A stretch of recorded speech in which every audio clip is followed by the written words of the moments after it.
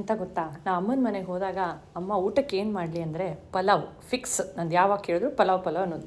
ಅವಳು ಆ್ಯಕ್ಚುಲಿ ತಿಂಡಿ ಟೈಮಲ್ಲೇ ಪಲಾವ್ ಮಾಡಿದ್ರೆ ನಾನು ತಿಂಡಿ ಟೈಮಲ್ಲೇ ಅದನ್ನು ಖಾಲಿ ಮಾಡಿಬಿಡ್ತೀನಿ. ಊಟಕ್ಕೆ ಹೊರಗೆ ಕಾಯೋಷ್ಟು ಪುರ್ಸೋತಿರ್ತಿರ್ಲಿಲ್ಲ. ಆ ಕುಕ್ಕರ್ ವಿಸಿಲ್ ಯಾವಾಗ ಇಳಿದು ನಾನು ಯಾವಾಗ ಪಲಾವ್ ತಿನ್ಲಿಕ್ಕೆ ಶುರು ಮಾಡ್ತೇನೆ ಅಷ್ಟು ಎಕ್ಸೈಟ್ಮೆಂಟು. ನಾನು ಮಾಡೋದು ಯಾವ ಥರ ಅಂದರೆ ಅಮ್ಮಂದೇ ಮೆಥಡಿದು. ಜೀರಾ ಸಾಂಬಾರು ರೈಸ್ ಉಪಯೋಗಿಸ್ತೀನಿ. ತರಕಾರಿಗೆಲ್ಲ ಬೀನ್ಸು, ಕ್ಯಾರೆಟು, ನವಿಲುಕೋಸು, ಆಲೂಗಡ್ಡೆ, 1 ಟೊಮ್ಯಾಟೊ ಅಥವಾ 1 ಅಥವಾ 2 ಈರುಳ್ಳಿ, 2 ಆಮೇಲೆ ಪುದೀನ, ಕೊತ್ತಂಬರಿ ಸೊಪ್ಪು, ಶುಂಠಿ ಬೆಳ್ಳುಳ್ಳಿ. ಈ ಶುಂಠಿ ಬೆಳ್ಳುಳ್ಳಿ, ಹಸಿಮೆಣಸು, ಪುದೀನ, ಕೊತ್ತಂಬರಿ ಸೊಪ್ಪು, ಒಂಚೂರು ಕಾಯಿನ ಮಿಕ್ಸಿಯಲ್ಲಿ ಫಸ್ಟು ರುಬ್ಕೊಂತೆ ಆಯಿತಾ. ಕೆಲವ್ರು ಈರುಳ್ಳಿ ಹಾಕ್ತಾರೆ.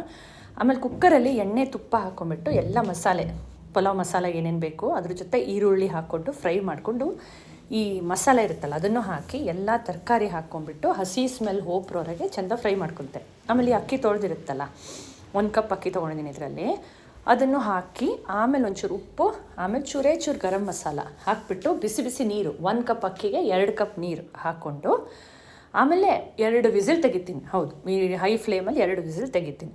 ಬಿಸಿ ಬಿಸಿ ಬಿಸಿ ಪಲಾವ್ ರೆಡಿ.